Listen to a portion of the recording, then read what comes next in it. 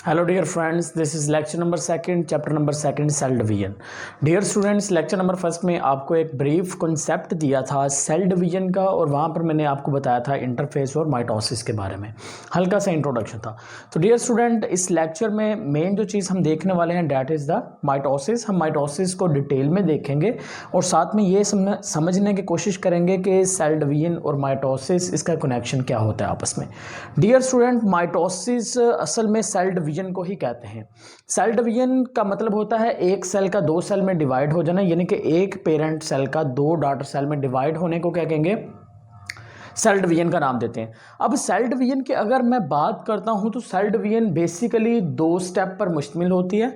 अब वो दो स्टेप्स कौन से हैं डियर स्टूडेंट? तो दो स्टेप में से जो पहला स्टेप होता है डैट इज द इंटरफेस, यानी कि अगर जब भी सेल डिवीजन की बात की जाएगी तो सेल डिवीजन में पहला जो फेज होता है वो होता है इंटरफेस, और इंटरफेस के बाद जो दूसरा चीज़ आएगी वो होती है माइटोसिस। यानी कि सेल को अगर डिवाइड होना है, माइटोसिस करनी है, तो उससे पहले किधर जाना पड़ेगा? इंटरफेस में जाना पड़ेगा, राइट। तो इंटरफेस में पहले सेल जाएगा, फिर माइटोसिस में जाएगा, फिर वो डिवाइड हो जाएगा। Is it clear? ये था एक सिंपल सी बात। अब माइटोसिस की बात करें तो माइटोसिस एक ऐसा प्रोसेस होता है जिसमें एक पेरेंट सेल, यानी कि इसका मतलब क्या हुआ? माइटोसिस अगर मैं सिंपल बनाऊं तो ये आ गया एक पेरेंट सेल। तो एक पेरेंट सेल जब डिवाइड होता है, डिवाइड होने के बाद वो दो डॉटर सेल बना देगा। एक पेरेंट सेल के डिवाइड होने से दो डॉटर सेल बन गए, तो इस प्रोसेस को, डिवीजन को क्या नाम दे देंगे? इसको दे देंगे माइटोसिस का नाम दे देंगे। Is it clear? तो यहां पर भी यही बात है, a process in which a parent cell, ये पेरेंट सेल डिवाइड होता है और क्या बनाएगा? दो डॉटर सेल बना देगा, उससे क्या कहेंगे? माइटोसिस कहेंगे। लेकिन यहां पर एक चीज आपने ऐड करते जाना है, वो है number of chromosome. Suppose that मेरे पास जो पेरेंट सेल है, पेरेंट सेल में दो क्रोमोसोम है। पेरेंट सेल में कितने हैं? दो क्रोमोसोम है। तो इसका मतलब ये है कि माइटोसिस के दौरान जो दो डॉटर सेल बनेंगे, हर डॉटर सेल के अंदर कितने होंगे? दो क्रोमोसोम ही होंगे, यानी कि नंबर ऑफ क्रोमोसोम उतने ही डॉटर सेल में होंगे जितने के किस सेल में मौजूद हैं? जितने के पेरेंट सेल के अंदर मौजूद है। तो माइटोसिस के लिए दो कंडीशंस होंगी। पहली कंडीशन क्या है कि माइटोसिस में एक जो आपके पास पेरेंट सेल है, उस एक पेरेंट सेल ने डिवाइड होकर कितने डॉटर सेल बना देने? दो डॉटर सेल बनाने। और दूसरी कंडीशन क्या है कि इनके अंदर नंबर ऑफ क्रोमोसोम सेम रहेंगे, यानी कि अगर आपके पास पेरेंट सेल में दो क्रोमोसोम है तो हर जो डॉटर सेल बनेगा उसके अंदर भी कितने होंगे? दो क्रोमोसोम। अगर फर्ज करें, अगर पेरेंट सेल में चार क्रोमोसोम है तो हर डॉटर सेल में कितने होंगे? चार क्रोमोसोम ही होंगे। तो डियर स्टूडेंट, अब हम बात कर लेते हैं थोड़ा सा माइटोसिस से पहले की। तो माइटोसिस से पहले कुछ इस तरह से होता है कि सेल खुद को माइटोसिस के लिए तैयार करता है। सेल खुद को क्या करेगा? माइटोसिस के लिए तैयार करेगा। सपोज डैट यहाँ पर आप स्टेप बाय स्टेप देखें, ये स्टेप है जिसने डिवाइड होना है, जिसने माइटोसिस करनी है, यानी कि एक से दो सेल में डिवाइड होना है। तो माइटोसिस से पहले वो किस फेज में जा रहा है? वो जा रहा है जी किस फेज में?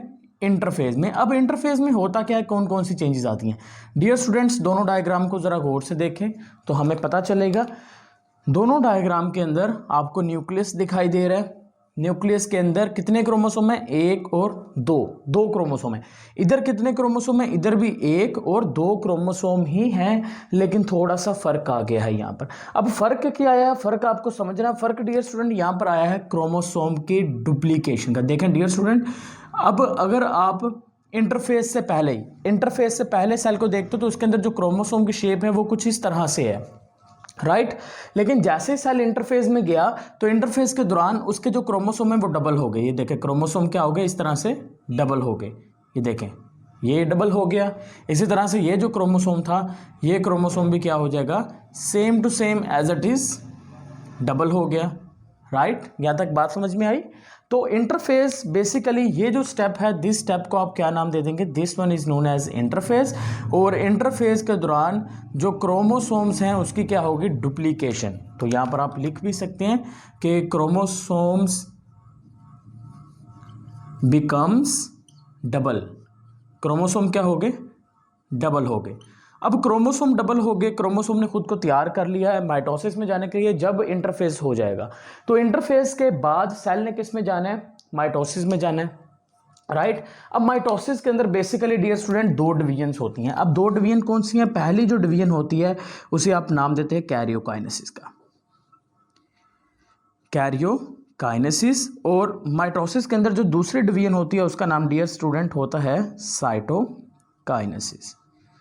अब कैरियोकाइनेसिस के अंदर क्या हो रहा है डियर स्टूडेंट, जब सेल का न्यूक्लियस डिवाइड हो जाता है उसे हम कहेंगे कैरियोकाइनेसिस। तो चलिए पहले कैरियोकाइनेसिस स्टार्ट कर लेते हैं। अब ये वाला जो स्टेप आ गया आपके पास, ये स्टेप कौन सा हो गया, आपने याद रखना है, ये हो गया जी इंटरफेस का। अब इंटरफेस के बाद मैं क्या स्टार्ट करने वाला हूँ, मैं माइटोसिस स्टार्ट करूँगा और माइटोसिस का मैं पहला स्टेप स्टार्ट करने वाला हूँ जिसका नाम क्या है, कैरियोकाइनेसिस। तो डियर स्टूडेंट, जब माइटोसिस स्टार्ट होगी उस वक्त क्या होता है कि ये जो न्यूक्लियर मेम्ब्रेन थी ब्लू कलर में वो टूट गई।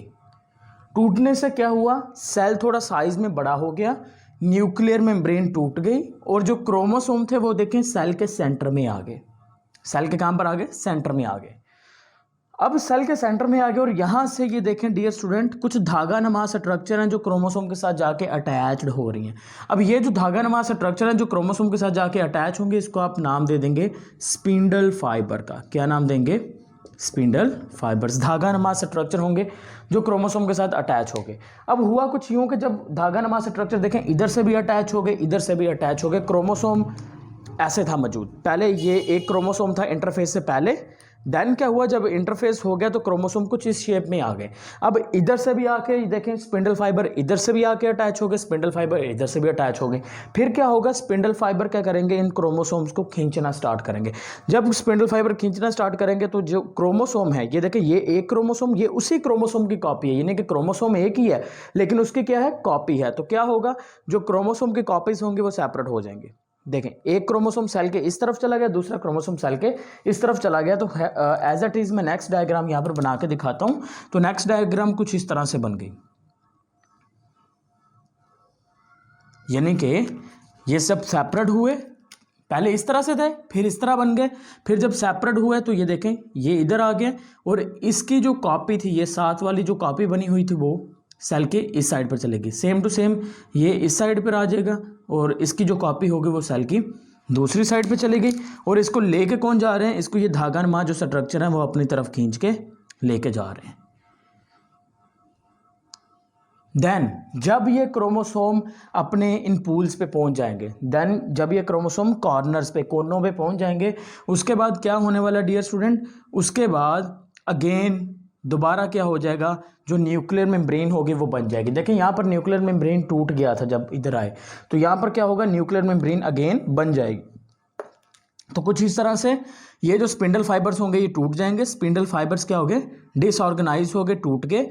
इधर से भी स्पिंडल फाइबर्स टूट गए और इधर वाले जो क्रोमोसोम है उसके गिर्द भी मेम्ब्रेन बन गई और इधर जो क्रोमोसोम्स होंगे उसके गिर्द भी क्या बन चुकी है, उसके गिर्द भी मेम्ब्रेन बन चुकी है। तो अगर आप गौर करें तो पहले सेल के अंदर एक न्यूक्लियस था, अब जो सेल है उसके अंदर कितने न्यूक्लियस हो गए हैं, दो न्यूक्लियस। तो एक न्यूक्लियस से जब दो न्यूक्लियस बन जाएंगे हम उससे क्या नाम दे देंगे, this one is known as karyokinesis, यानी कि हम कहेंगे division of nucleus. Division of nucleus को क्या कह देंगे आप डियर स्टूडेंट, उसको कहेंगे कैरियोकाइनेसिस।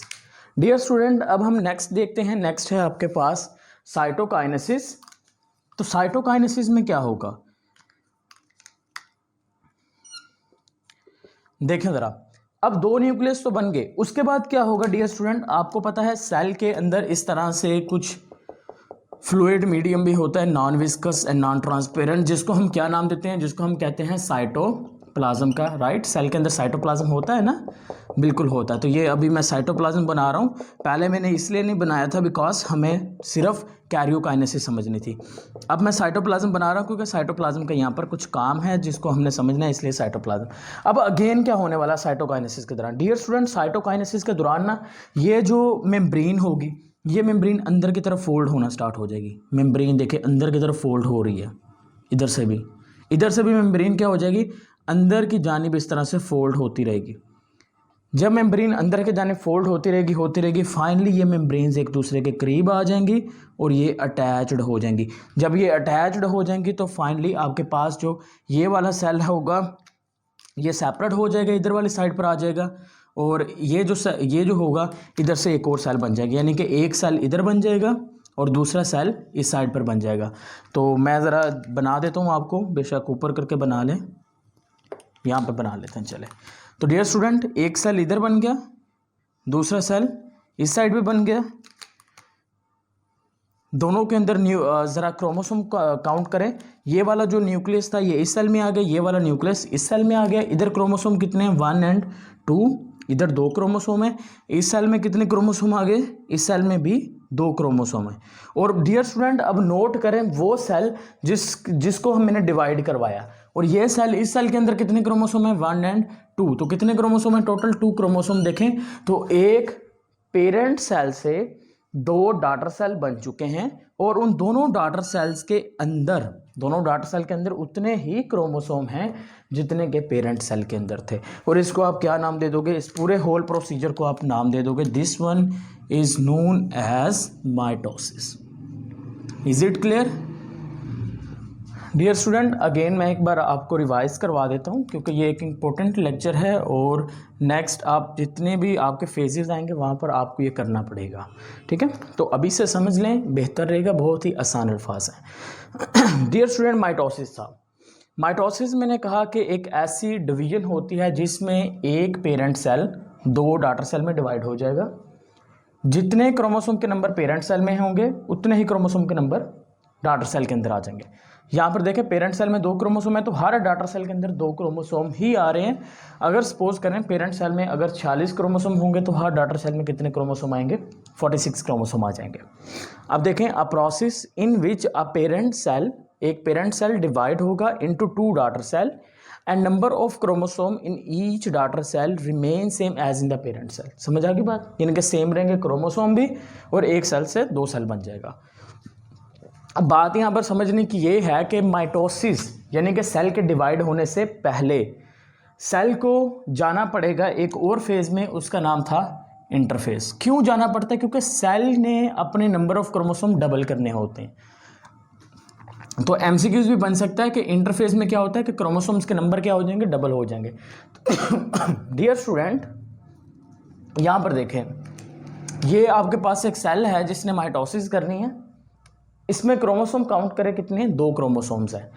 तो फर्स्ट ऑफ ऑल ये सेल किस में जा रहा है, इंटरफेज में जा रहा है। इंटरफेज में खुद को तैयार करेगा किसके लिए, डिवाइड होने के लिए, जिसको क्या नाम दे दिया, माइटोसिस का।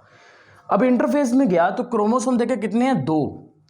अब इधर भी क्रोमोसोम 2 ही हैं, लेकिन क्या हुआ, क्रोमोसोम की कॉपी बन गई। यहाँ पर देखें, ये एक क्रोमोसोम था, अब हूबहू इसकी कॉपी इधर बन गई, यानी कि क्रोमोसोम डबल हो गया। ये क्रोमोसोम था, इस क्रोमोसोम की कॉपी इधर बन गई, तो मैंने क्या लिखा, क्रोमोसोम हो गए डबल। तो देखें ज़रा, नीचे वाले सेल में क्रोमोसोम मैंने क्या कर दिए, डबल कर दिए, लेकिन क्रोमोसोम 2 ही हैं। देन क्या होगा, इंटरफेस के बाद सेल ने जाना होता है किसमें, माइटोसिस में डिवाइड होने के लिए। तो सेल क्या होगा, ये जो न्यूक्लियर मेम्ब्रेन थी, डियर स्टूडेंट, ये जो न्यूक्लियर मेम्ब्रेन थी ये टूट गई। इसके टूटने से क्या हुआ, जो क्रोमोसोम थे वो सेल के सेंटर में आ गए। अगेन देखें, धागा नमा स्ट्रक्चर, स्पिंडल फाइबर्स बने, और उन्होंने क्या किया, जो क्रोमोसोम की कॉपीज़ थी कुछ इस तरह से, ये एक क्रोमोसोम था, ये उसकी कॉपी बनी थी, क्रोमोसोम्स की कॉपीज़ को सेपरेट कर दिया, एक कॉपी इधर चलेगी, दूसरी कॉपी इधर वाली साइड पर आ गई। फिर क्या हुआ, फिर न्यूक्लियर मेम्ब्रेन दोबारा बन गई, तो 2 न्यूक्लियस बन गए। फिर 2 न्यूक्लियस बने तो साइटोप्लाज्म डिवाइड हो गया। साइटोप्लाज्म के डिवाइड होने से आपके पास कितने सेल बन गए, 2 सेल बन गए। तो उसको हमने क्या नाम दे दिया, माइटोसिस का। तो इनफैक्ट हम ये कहेंगे, cytokinesis is actual the division of cytoplasm, और यहाँ पर जो माइटोसिस का प्रोसेस होगा वो कंप्लीट हो जाएगा। Is it clear?